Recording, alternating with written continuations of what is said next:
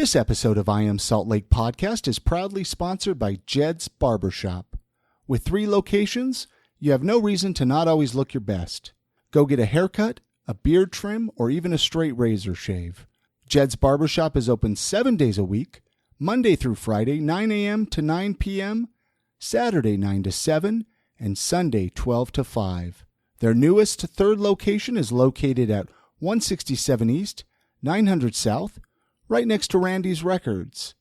They also have a location downtown at 212 South, 700 East, and in Sugar House at 2153 East, 2100 South. Head on over to jedsbarbershop.com for more information. Showcasing local talent, professionals, and everyday people making Salt Lake City what it is today. It's time for another episode of the I Am Salt Lake Podcast.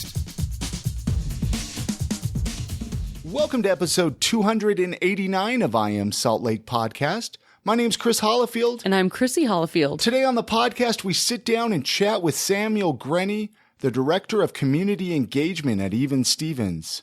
We get a chance to talk about his role with Even Stevens, the Even Stevens business model, the upcoming music festival they are doing called Givestock, and Samuel even shares a couple of his favorite sandwiches that he enjoys over at Even Stevens. Samuel's a smart guy. He is. It was really fun to have him in here, and actually, I learned a ton from him. Heck of a story. Yeah. We're going to get into that. I'm excited to share it with you all.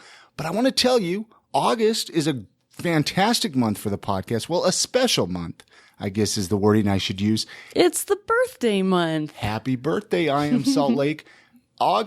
This August is the 5-year anniversary for the podcast. So 5 years ago, the end of August is when I posted the very first episode.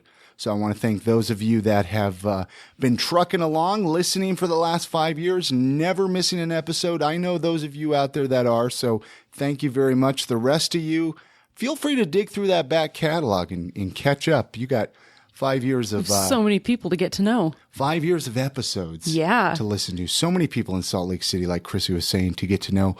But I've been thinking long and hard. I was like, how should we celebrate the 5-year anniversary? I feel like it should have been a big whoop-de-doo, a big celebration, a big party. With everything happening, with the baby coming. We're a little busy. With the life changes. I haven't had a whole lot of chance to do that. Yeah. So I thought it would be fun to do a Q&A episode. We've never really done something like this where the whole entire episode is you and I. Yeah, just a question and answer session. Answering questions. We threw this up on Facebook. We've actually got a great response already from people. So this is where we figured we'd ask the rest of you that aren't on social media, that aren't connected to us, send your questions in. Whether you're connected on Facebook or Twitter, or you can email them to hello@iamsaltlake.com. It doesn't matter. Just get your questions in. No questions off limits. You can ask a personal question to Chrissy, personal question to myself, or a question about the podcast. Yeah, anywhere you want to go with it. It's great. Doesn't matter. I'm planning on probably doing this the first episode of September. So that gives you guys about a month. Get your questions together. Send them on in. Depending on how many questions we get, we might do a 2-parter. We might do a really long episode. It's up to you guys to decide how long of an episode that you do with this. That you get to listen to, right? Absolutely. Hey, from time to time, we all run into those events that we need a photographer, whether it's a family get-together, headshots, or like Chrissy and myself, we needed a wedding photographer. We want to invite you to check out the photography of local photographer Amanda DeWolf. Man, when she stepped in and took our wedding pictures, it was just incredible. She knew how to wield us and how to put everyone and take pictures and made it a great event. And I couldn't be happier with how they turned out. You can check out all of her work by going to her website, amandakmemories.com. Again, it's amandakaymemories.com, and you can get in touch with her there. All right, let's see. What else is going on? Oh, yes. This last Monday, I got to do a segment called Meet the Blogger on Mix 105.1. I know I talked about it on the last episode, but I know a lot of people didn't get the opportunity to listen. Especially out-of-staters couldn't tune in. I got a lot of tweets. Hey, can we listen to this later? I got the audio. It's going to be up on the website. I'm going to put it with the show notes for this episode at iamsaltlake.com/289. So head on over there and give it a listen. It was a fun little segment. It really was. Yeah. It was, 5-10 minutes long, great angle of the podcast. And I don't want to give too much away, though. So, hey, let's jump into that conversation that we had with Samuel Grenny from Even Stevens when he came over to our office and shared his story. Thank you so much for listening. Enjoy.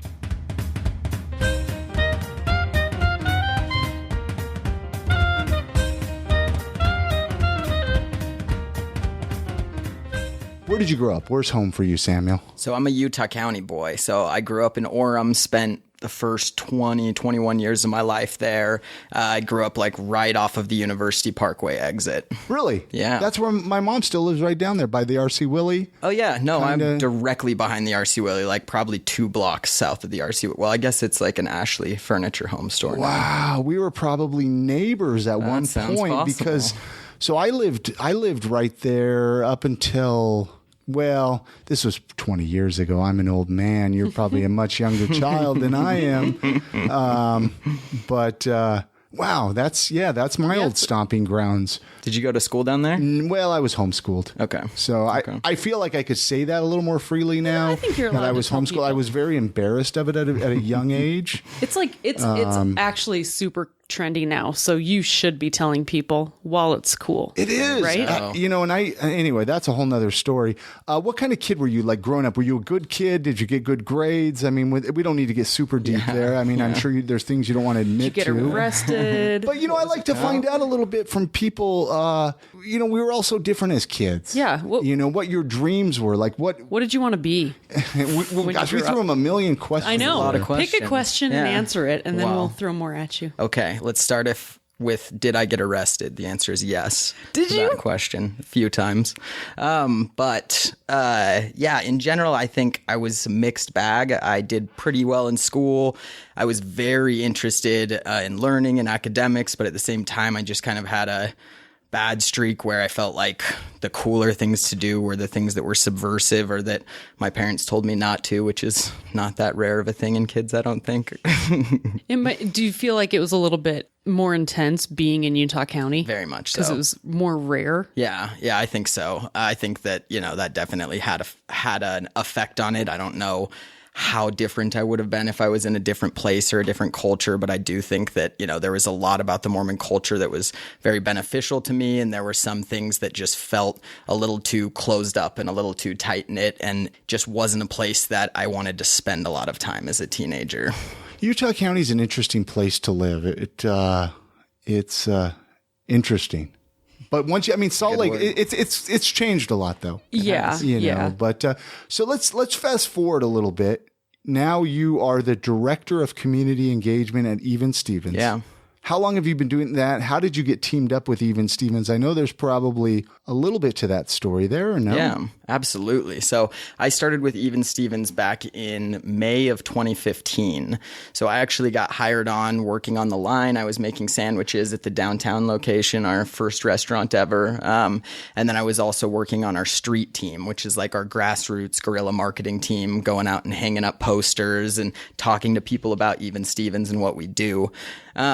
And we were actually just 2 months away from the first Givestock festival that we had ever done, which I think we'll talk about later a little bit. But I got brought on because we needed to put a ton of effort into marketing it. And when I started being a part of that team and going out, and as soon as I started showing initiative and coming up with new ideas, basically Michael McHenry, our president, I brought him a plan and I said, here's what I think we should be doing. And he said, go do it. And basically from day one, every piece of initiative I've shown has been rewarded. And it resulted in a place where I was able to move from the line to running the whole department that I joined to begin with. So it's been a pretty awesome ride. Is that pretty typical in the company? Like, do a lot of people start kind of in that, just making sandwiches. It's just like, I'm just out to get a job. Yeah. Yeah, I'd say that's very typical. That's great for a company. A lot of companies.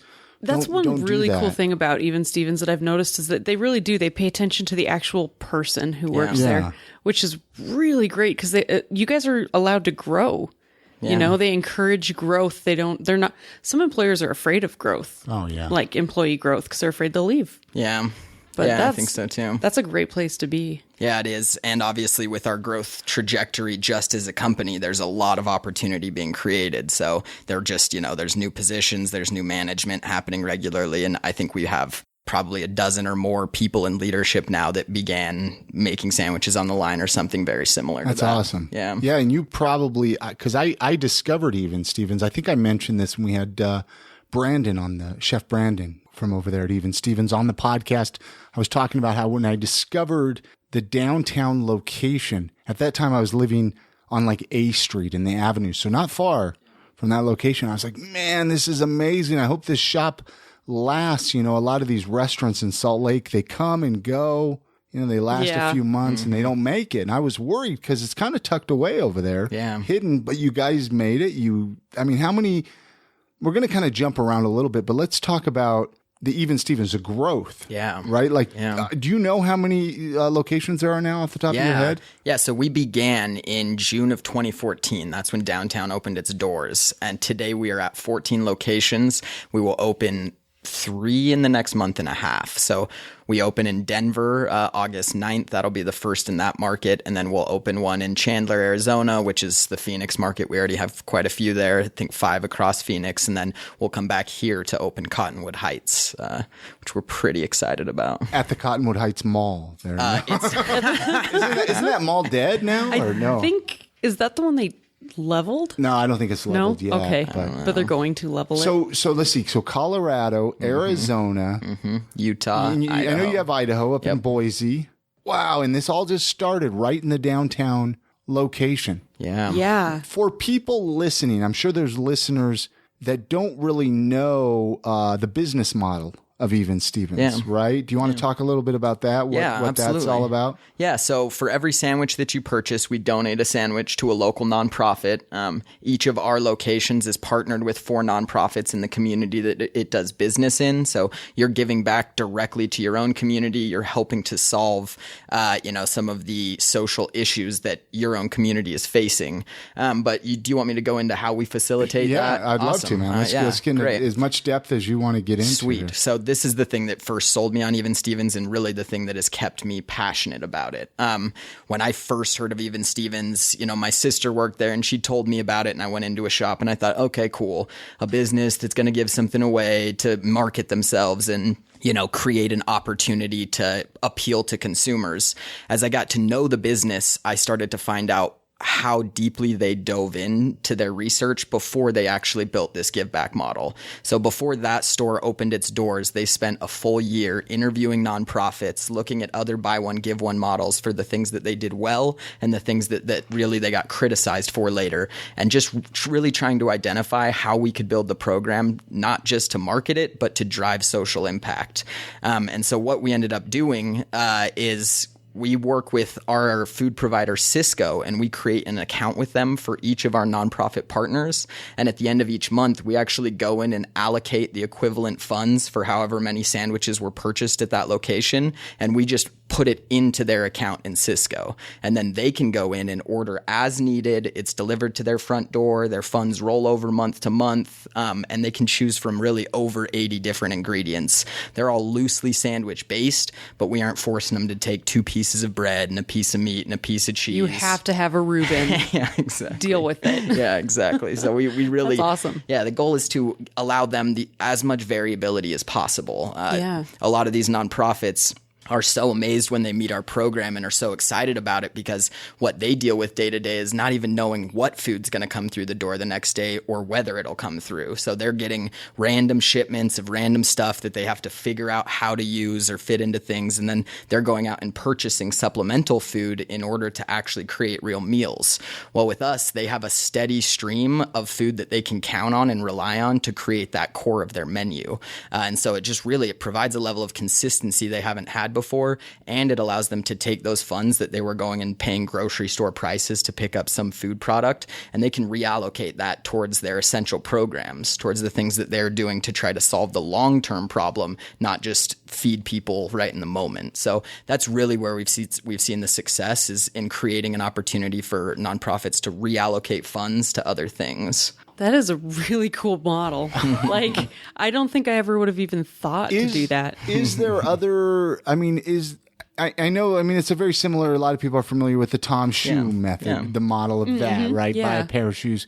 But are there a lot of restaurants or eating places that have something like this? Is it pretty innovative? I mean, I'm sure there's other places. Yeah, so we'd have to give credit to Malawi's Pizza. They started business down in Provo. I think they're at 5 or so locations nationwide now, but they were doing it before us in the food industry. They're doing something similar to Tom's, though, where they're sending a MRE off to Malawi, Africa to help provide over there, which is great.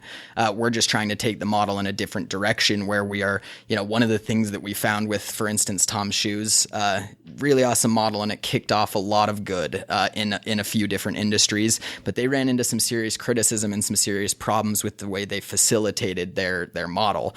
And so we learned a lot from them in terms of making sure that we are creating impact in our neighborhoods where we can be working with partners that we have already verified and we know they do a good job. We know they use their funds appropriately. We know they have clean warehouses and they have places to store food. So that allows us to have much more specificity with what happens with our things. But I think the reason that it's rare in the food industry in general is because profit margins are typically so razor thin. Yeah. So restaurant industry, it's just a lot of people tell us that we're insane when they hear about the model because they say, how can you take what is already barely profitable and then give things away on top of it? Especially when you focus so much on using local. Yeah. Because sometimes using local isn't always the cheapest route to go. Yeah, because you support all the local places by buying their things, which is a higher cost. You could probably get it for cheaper. Yeah, and then absolutely. Your sandwich prices are reasonable. Like, they're not super high. Yeah. And it almost seems like it's impossible. Yep. But you figured it out. Yeah. And that's all that matters, Chrissy. Oh, no, I love it. Have a delicious I think sandwich. It's great. And I want you to please stay around because I really, really like the breakfast sandwich and the mimosas. Oh, awesome. Nice. Well, yeah. And the $3 mimosas. Yes, how are we not talking about this? Why do we not have any? Why now? Yeah. And I'll add, too, because like you said, it does sound like it's too good to be true. So we do our best to explain to people why it isn't and how we've worked it out. What we've done is taken what your typical restaurant spends on traditional marketing methods. Your typical restaurant is spending 5 to 7% of revenue marketing themselves. We put that straight to the Give Back program. And really, now that it has proved itself out, we know it works. But initially, it was a leap of faith where we said, okay, we're not going to market ourselves near as aggressively as many other restaurants. Instead, we're going to try to create a give back model that is doing genuine good, and we're going to rely on the community to advocate for us. And we believe that people like yourselves would go out and advocate for us on a higher level when they understood that we were doing something that other places weren't. And that's really, that's the most incredible part of the model for us when we look at it is the amount of support that we get from the community. And coming on a podcast like this is the perfect example. We get, opportunities that open up because people are convinced that we're doing good and that we care about the community. Sure. Well, I advocate. Yeah. Oh, absolutely. Well, when we first started dating, he's like, we have to go to Even Stevens. I had never heard of it. And we walked in there.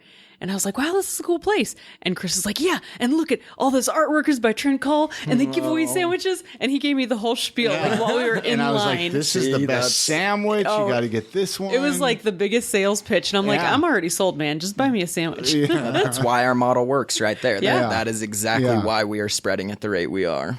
I know. I think it's great. So back to like your title, right? Yeah. You're the director of community engagement. Mm-hmm. What do you do? Like, what is a normal day, or is there a normal day for you? There's more and less normal days probably. Yeah. What I do is, so we don't have like a marketing department per se. We try to steer away from traditional marketing in general. One, because we can't afford it. We already gave that up to have the give back. It's intensely expensive. It is very expensive. Yeah. And two, we just don't feel like our brand translates super well through that medium. We think we have a better ways to do that. So what I do is I work on all of our outreach to communities where we're partnering with local brands, throwing events together, trying to do things like the beard and mustache competition inside of our locations. we have that street team I talked about that goes out, promotes us on a person-to-person basis. We really like that because we can tool them with messaging where they can actually be creating conversations around issues of hunger and around even Stevens instead of just blasting kind of a, predetermined message into their faces, which is really what you get with most mainstream marketing. So, it's awesome. Very bland. What did you ever think growing up that you would get into a marketing arena? No. Or what did you see yourself doing and how is this different? He saw himself being a Utah County little punk hooligan, right? Like you rode skateboards. Did you ride probably. Those skateboards? Oh, you took my joke. Okay. I was more of a rollerblader, but I had a lot of skateboarding friends. Yes. Anyway, sorry. Oh no, I was just curious.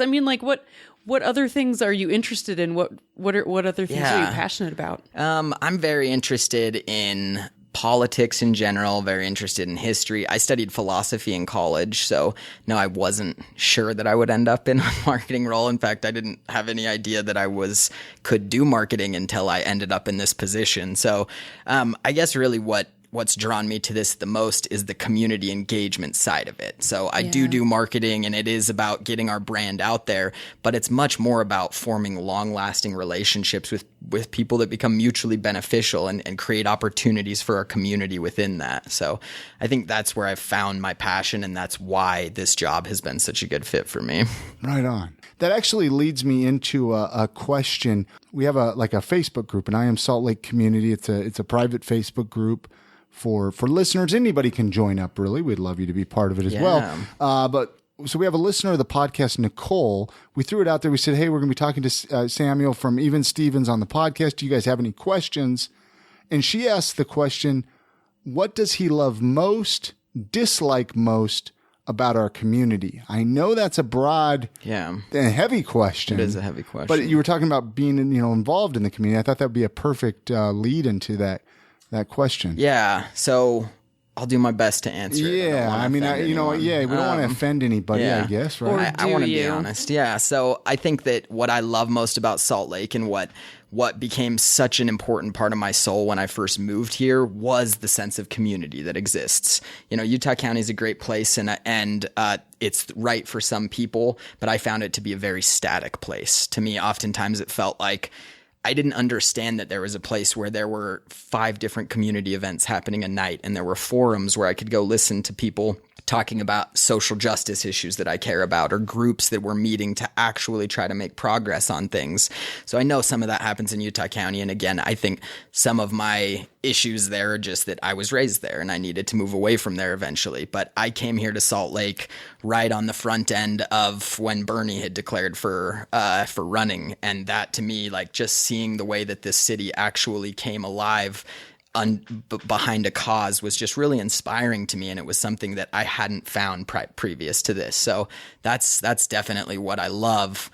What I'm concerned about, I don't know that it's, I'm not going to say it's a hate, and I don't know exactly where it comes from, but I'd say what concerns me the greatest is, for instance, what happened when they tried to put the new homeless shelters across Salt Lake City. And I understand, I don't want to detract from anyone who fears for their family's safety, who fears for their property value, their neighborhoods. I understand those fears. And I think that the government of Salt Lake could have done a much better job at bringing the community into that process and not just foisting it on everyone. But I gotta say, having spent 2 years here up till when that was announced, the amount that everybody cared about solving the homelessness issue, and everyone talked about it being such a crisis, for when there was a real proposition on the table, the amount of pushback that happened was really discouraging to me. And I think that it's a lot easier to come together as a community around positive issues than it is when it comes to self-sacrifice to solve long-term problems. And so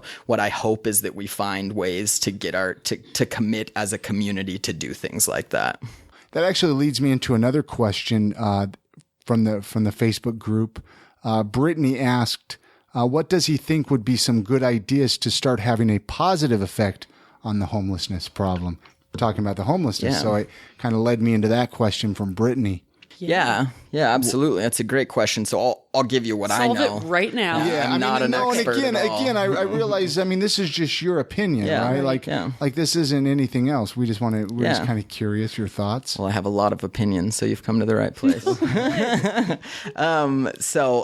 Again, there are the parts of the issue that I've studied and I feel like I understand, and there are parts that I think are complex and beyond me. I'm young and I haven't, been intimately involved in it for a long time. What I'll say is that I think dispersed services is the only solution. We need the county as a whole. We need, each of our different municipalities stepping up and taking on services that help us draw, take away from what has become just this horrible overrun situation at Rio Grande. It cannot be concentrated in one place. There needs to be community involvement across the valley in solving this. But two, I think what's interesting is we talk a lot about government solutions, and that's a necessary part. We need government intervention, but we have a partner called the Other Side Academy with our Sugar House location. They're up I'm not going to give the address for fear I get it wrong, but they're right here downtown, and they're a long-term vocational re-education facility for people who've been stuck in the system for long periods of time. And a huge percentage of the residents that they have currently have been homeless. And what they're doing is they're creating, it's very much different than a typical rehab model. It's a minimum of a 2-year commitment where you're joining the house. You don't pay a dime to be there, but you immediately start working in their vocational, their actual social enterprises that they run. So they have a moving company, they have a food truck, they're just opening a thrift shop this week. And it's a very high accountability community, but what you do is when you join it, you immediately start contributing to it, and it gives you a long-term, an ability to gain the skills that you might never have gained, which is why you're failing to integrate into society. So again, it's just one aspect of a solution, but it's one that I think that, we're always looking to government to solve it. And sometimes there are these services that are really successful that exist in our communities and just need a greater amount of support. And so the Other Side Academy, what's interesting is they're currently in a dispute with the city where the city doesn't know how to zone them. And so they might have to move from where they're at when they're one of the most effective. They've only been around 2 years, and they're one of the most effective solutions that we have. And we're forcing them out because we just don't think that we can classify them one way or another. So because the people are residents and employees who are staying there. Yeah, and it's not a traditional rehab, and they don't take any government money, so they don't want to have all of the same regulations that a 30, 60, 90-day rehab has. It would destroy their model to do that. Right. And so, of course, government oversight is important, but I think we need to get much more creative with our solutions when we're facing something as catastrophic as the current homeless crisis. Yeah. Let's actually take a quick break. We need to play a message from our sponsor real fast. But when we come back, I want to talk about Givestock. Yeah. Because that seems like a pretty cool event. So we'll find out about that when we come back. So hang tight.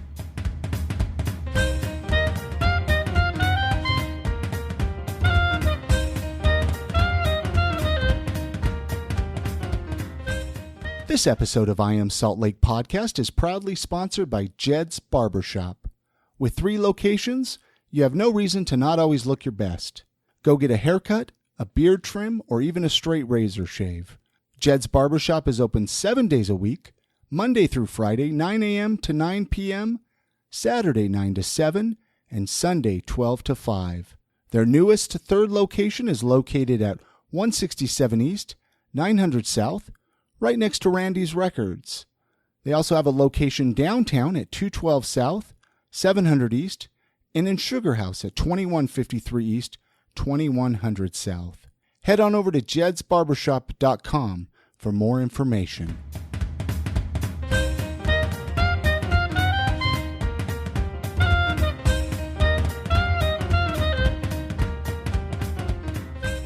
Let's talk about Givestock. So it sounds like this isn't the first year that you've done it. Even Stevens has done it, right? How many years have they been doing it? Yeah, we did it for the first time in 2015. We didn't end up doing one last year. So this will be the 2nd Givestock ever, but the 3rd year of doing it, really the 2nd Givestock ever is the best way to look at it. Were there challenges that made it difficult to do the next year that you guys had to kind of figure out? Yeah, I think we really enjoyed the first time, and it was very successful, but we had a much, we were at 2 restaurants at the time we did it, so we had a much smaller team. It ended up being that all of the people who were helping to open and run restaurants were also helping to throw Givestock, which just ended up being too much. So I think we evaluated a couple times last year, thought about whether we could do it, and just kind of felt like we weren't quite there yet. So when we made it to this year, I now have a team that's large enough to really support it and give it the amount of time and attention that it needs to be successful, or at least, even more successful to the degree that we would like to see it. Yeah. So let's talk about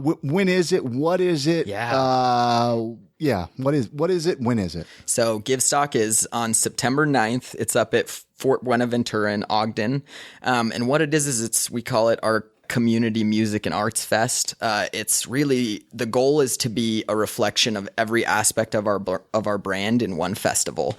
So, we have the Give Back program, but like you talked about, we source local artists. We're constantly commissioning, things inside of our restaurant or pieces with them. We have local musicians playing in our restaurants 3 times a week. So we try to integrate with the community in as many ways possible. So Givestock is a place where we can do all of that at once. So this year we're going to have Dr. Dog headlining. So we like to get a cool national act that will bring a lot of attention. And then we try to line up a bunch of local acts under them, starting with a few that are nationally recognized. So we'll have Joshua James, the National Parks fictionist, who are well known, but they're Utah natives. And then bands like Beachmen, Panther Milk, Arcadian, Joe McQueen, who's just awesome. I'm very excited about him. Yeah. And for those who don't know, he's a 90-plus-year-old saxophonist who's legendary in the jazz world. Wow. And he's just fun. And he's the kind of guy that he doesn't want to get paid. I mean, we're paying him, but he doesn't care. You hit him up and he's like, tell me when and where. I'm there. All I want to do is play. He just wants to jam. So, So the goal is to create an opportunity for some of these local bands to be on a big stage, to be opening for a big headliner. And then we also bring in a lot of local artists. So we'll have as many of our own artists, people who've done things for us, will be there with booths, but we'll have live muralists. We'll have large scale art installations. We'll have like the Sophista Pirates will be there with an adult-sized play set, like a drum machine, or we'll have this drum bus, and then we'll have a whole kids section that's dedicated to like Imagine Music, this really cool organization in Ogden, is bringing what they call an instrument petting zoo. So we'll have a bunch of instruments for kids to come and interact with and play with. Dude, that is cool. We take the kids. Yes, you can. We strongly encourage it. We'll have Nurture the Creative Mind, also a very cool kind of art collective and art education organization in Ogden. Will be there doing some things for kids with art. And so really we're just trying to create that community opportunity for people to come and interact with the people who are passionate about their community and who are doing cool things within it. But why Ogden? That's my question. Yeah. Why not in Salt Lake here? Why? Oh, that's a drive, man. I guess it's not that far. It's closer than you would think. Salt Lakeans tend to think it's not too far, but I think we're lazy. Is. We want everything to come to us. Yep. So we chose Ogden for a couple reasons. One, we've done one here in Salt Lake before. So the goal with Givestock is to take this thing and be able to do it in each of our markets. We want to bring it in a unique way to each market as a celebration of that community. But 2, Fort Buenaventura itself was just a really, really incredible venue to us. I don't know if you guys have been there, but I might have. It's infinite possibilities. It's huge. It's gorgeous. Very, tons of trees, tons of grass. There's a big pond there. So it's really it was just us and the vibe. They allow for camping, which we want to play with a little bit. And then, we just want to celebrate Ogden. We had a chance to celebrate Salt Lake in 2015, and this is a great, great city. But since we've joined Ogden, we've realized how great Ogden is as well, and for its own reasons. Ogden is defiantly itself. They are not interested in Salt Lake people coming up there because they're very happy with how they are. A lot of Ogden pride. A lot of Ogden pride. I've been hearing a lot of that lately incredible. too. The people who live up there really love it. They do. And they actually have a pretty strong community. Yeah, sounds like. You say one negative thing and they'll say, good, don't come because we don't want you here, because they're plenty happy with what they got. But they also have just this resurgent sense of culture. They have a real revival happening around, there's this Ogden First Arts that has been launched in the last couple of years that's doing some really cool things downtown and really trying to create an arts district there and patronize some of the artists that are coming out. And then just all along historic 25th Street. And we've recently joined the VARD Association. They've split off a second kind of chamber that's meant to develop Washington Boulevard in a major way. So we've just really been struck by the sense of community and the dedication that the community seems to feel to revitalization and to bringing some of that back. So we really wanted to do it because we wanted to find a way to celebrate what's been awesome about being part of that community. Now, where can people get tickets? Good question. So givestockfestival.com, you can get tickets for $20 a piece, or if you go into an Even Stevens location, you can get 2 tickets for $20. So it's half off if you go into a shop, no purchase necessary. We just really want people experiencing our shops as well. So anything else about Givestock that we didn't talk about, I guess? Yes. So the centerpiece of the event, for every ticket that you purchase, we'll be donating 2 meals to the Utah Food Bank. Ooh, so they're our nonprofit this partner. This is just like a win-win-win all the way around. We hope so. Yeah. Yeah. So we're excited about that. We'll also have other give back opportunities in the event. We'll be asking vendors to find portions of things that they can give as well. But that's really, that's the central driver. And we love the Utah Food Bank in general. They do incredible work across our whole state. So we're both trying to drive money to them, but trying to drive visibility and help people understand what they do. Even Stevens kind of launched their own clothing line. Yes. Do you know much about that? I'm sure you do. I know. And I'm sure there's going to be clothing at the Givestock as well. At Givestock. And it's cool clothing. It's stuff I actually want to wear. Yeah. Which is impressive. Yeah, we'll talk about that. What? How did that come to be? What is it? Yeah. So we've had our general merch in the past, right? But we decided to get really serious this year and launch a real apparel line. And so this spring we launched our first apparel line. You mentioned Trent Call. We have a shirt that is his design on it. We have a couple other local artists that did things for us in our apparel. And then we have like a tie-dyer shirt that's it's tie DIY, do it yourself. So you get a white shirt and you get a tie-dye kit, and it gives you all the instructions to walk you through it. Again, trying to draw people into that, that actual creation. But we will actually be launching our fall line at Givestock is our plan. So we will have a whole apparel setup. It'll be a whole new line. And we're really trying to be purposeful about that because we want to go beyond just being a restaurant. We believe we're a lifestyle brand, and people seem to identify with us, and we really appreciate that, and we want to provide them with what they need in order to rock us and in order to advocate for our model. We want to be the community influencers in whatever way we can. What's been the response from the public with the clothing? Pretty good? It's been really good, yeah. I mean, our apparel sales, I want to say, tripled or quadrupled right off the bat just from having such unique items. But we've been working on getting our online portal up for it so that you can actually order online, and I believe that'll go live in the next week. So there will be, you can go into our shops to check that out, but we will have it online where you can check out all of the apparel and then just order it and have it shipped right to your door. Right on. Yeah, no, I want to get like one of every shirt. Yeah. We'll allow that. Oh, good. That it's allowed. Now, this is probably the most important question in my mind, but what is your favorite sandwich at Even Stevens? Let's talk the food there for a little bit, right? Please. Like, especially for people, again, listening that might not be familiar with the menu. Yeah. I'm sure you have a favorite. I have a few favorites. I've been eating it for long enough that I've rotated through a number of the sandwiches as favorites. But I'll say when I'm in a meat mood, I think that the Cubano is my favorite. We have a Miami Vice that, we have both the slow roasted pork and the ham on there, Swiss cheese, and a garlic aioli that's just really incredible. And it's a big sandwich. So I like to add our Cranpino jelly to it. That's my secret hack. I think it's worth trying. But and then my second favorite, if I'm in a more of a vegetarian mood, we have that jackfruit torta. That's a jackfruit carnitas to replace the carnitas on a torta sandwich. And it's incredible. And our reception for that has been awesome. We really tried to provide meaningful options to the vegan community, not just throwaway options. So that one really felt like it was a home run for us. So we're excited about it. What do you think about the Reuben? The Reuben is awesome. Yeah, that's the Reuben reboot. The Reuben that's my favorite. You know what? I need to try the Reuben. Every time we go, I get Deguda or the breakfast sandwich because I love them. I'll stray away. I want to try all. I'll be like, I want to try a different sandwich, and then I'll be like, oh man, I should have just got that Reuben. Yeah. Not that this is a bad sandwich, but the Reuben that is. You kind of go there with your heart. Yeah. That is my Oh man! Oh my gosh! And you guys started making pretzels and cheese. That's what I was gonna hit second. Holy cow. This is our new bites menu that just came out. We have a beer cheese, which is a cutthroat beer cheese, so it's made with you into cutthroat, and then pretzels. Yeah, the large soft pretzels, and it's.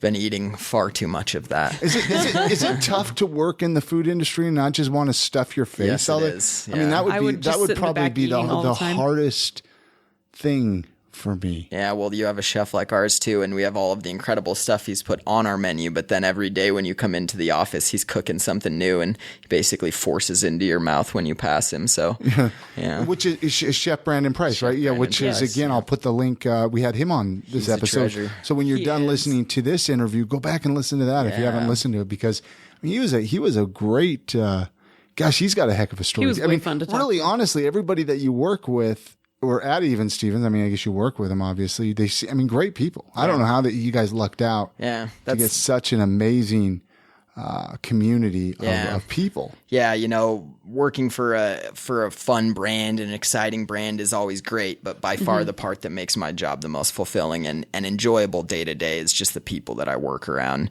We have amassed a team that is really every day I lay in bed thinking like, wow, how did this happen? And then whenever we're adding talent, it typically ends up being people who are equally passionate, equally skilled and talented. And I think Chef Brandon's a perfect example because his knowledge of the culinary world and the history of food and how these things play together is just, I could sit there and listen to him talk for hours about it.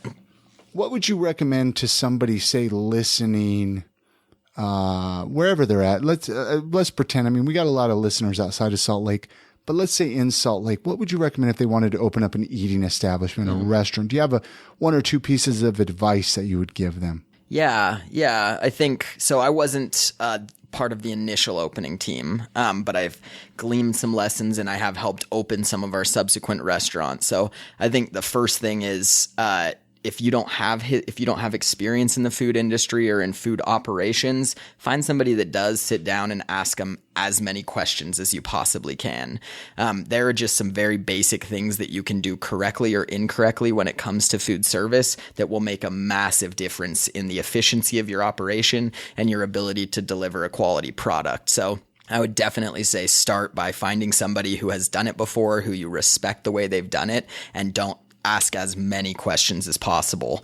But then beyond that, if you're trying to pursue a model that is unique like Even Stevens, which you just said restaurant, but if it is, you're trying to do eating establishment, yeah. Or if you're trying to do something philanthropic with it or a give back or trying to find some way to do good with your business, I think the biggest thing to do is really do your research. Yeah. That's what's worked so well for us was going to nonprofits and instead of saying, here's what we're going to do for you, it's saying, how can we serve you?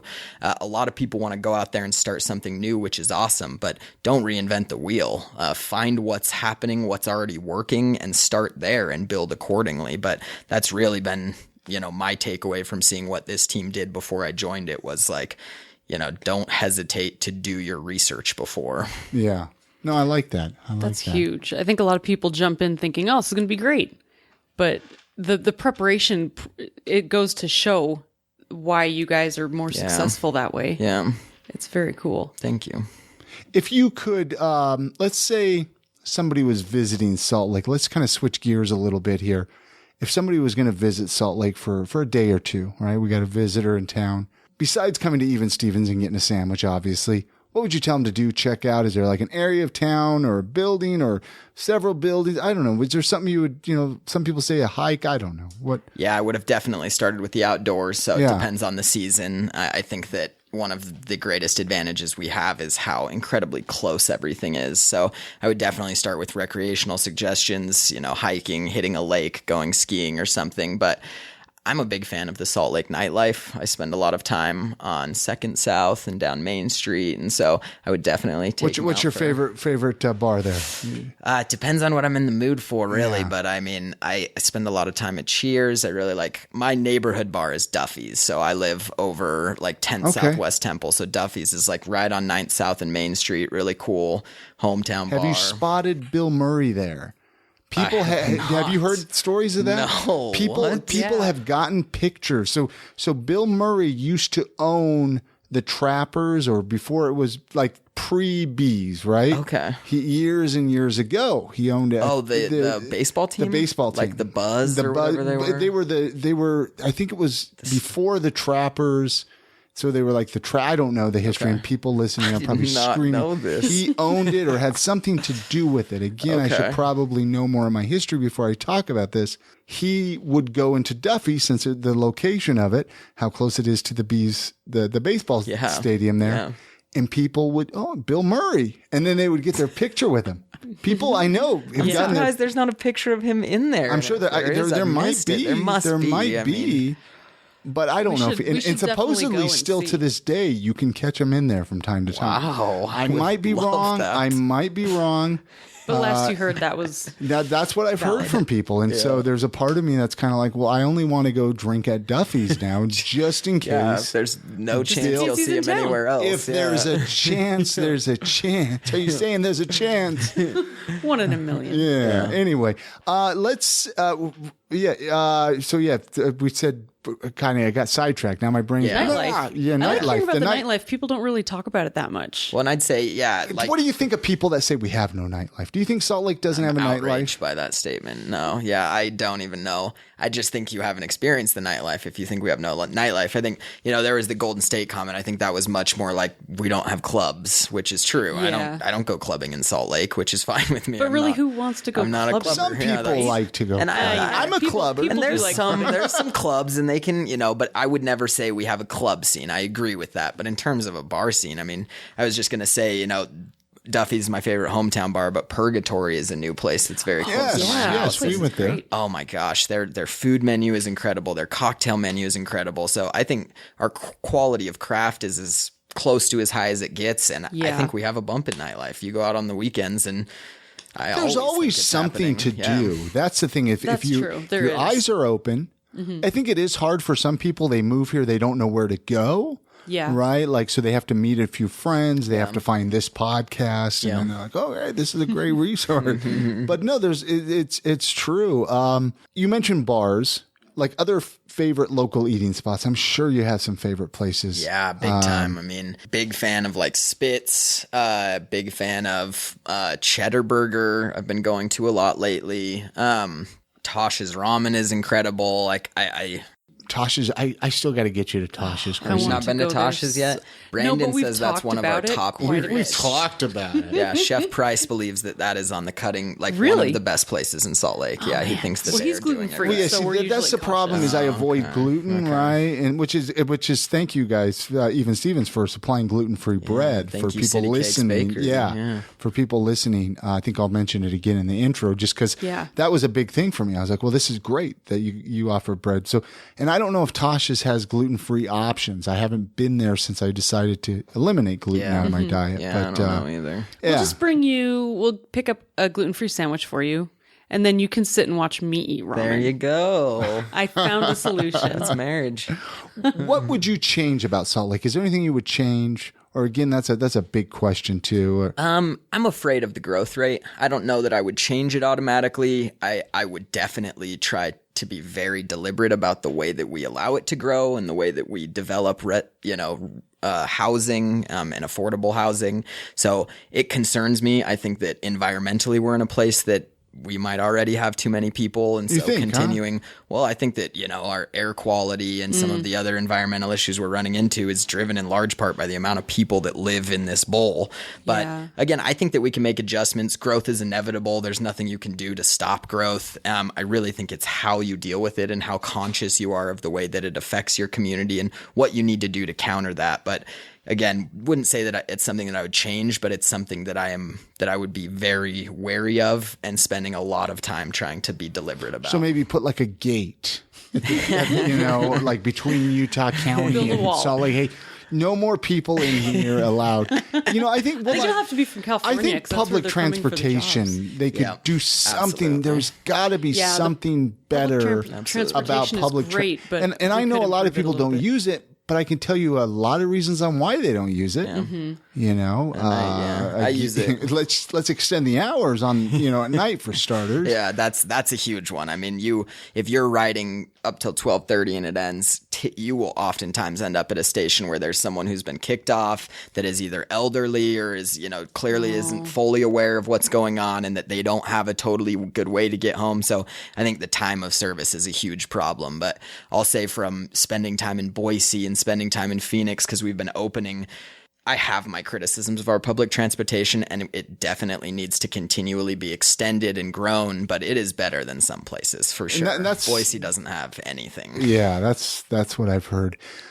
Anything else you want to ask him, Chrissy, before I want to run down the list, obviously, of Givestock and how we can, people can get in touch with you or even Stevens. Yep. However, I don't know, any other questions you want to ask him before we let him go? Man, you have so many great philosophical answers to everything. I've just been fascinated listening.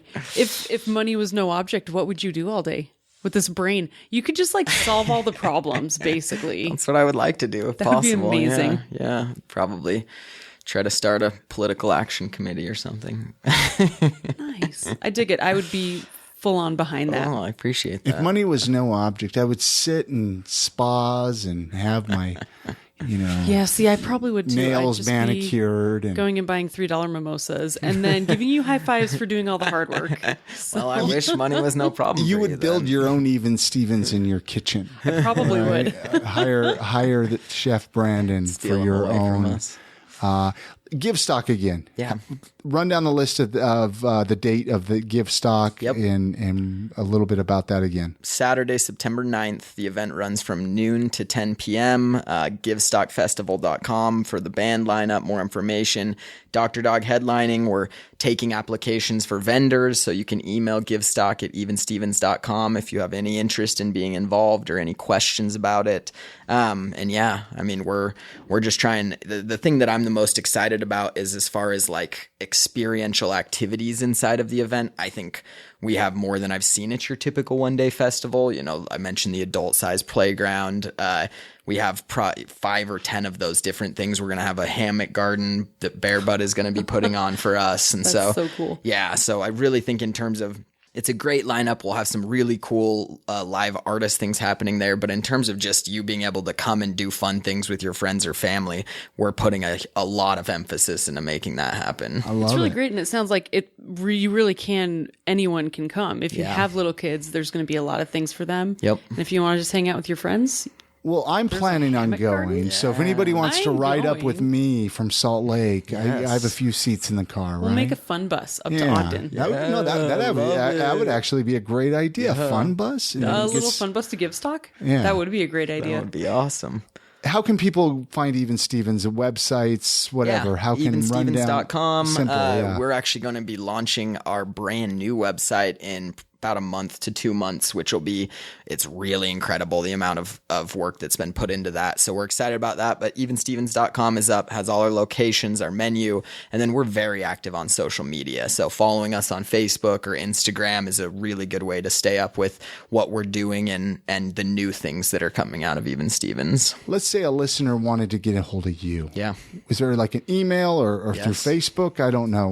Email me directly, Samuel Grenny, Grenny. So the email is sgrenny, Grenny at evenstevens.com. I love it. Well, I've had a great awesome. Yeah. Oh, why do we have him here? Yeah. I don't think so. Okay. All right.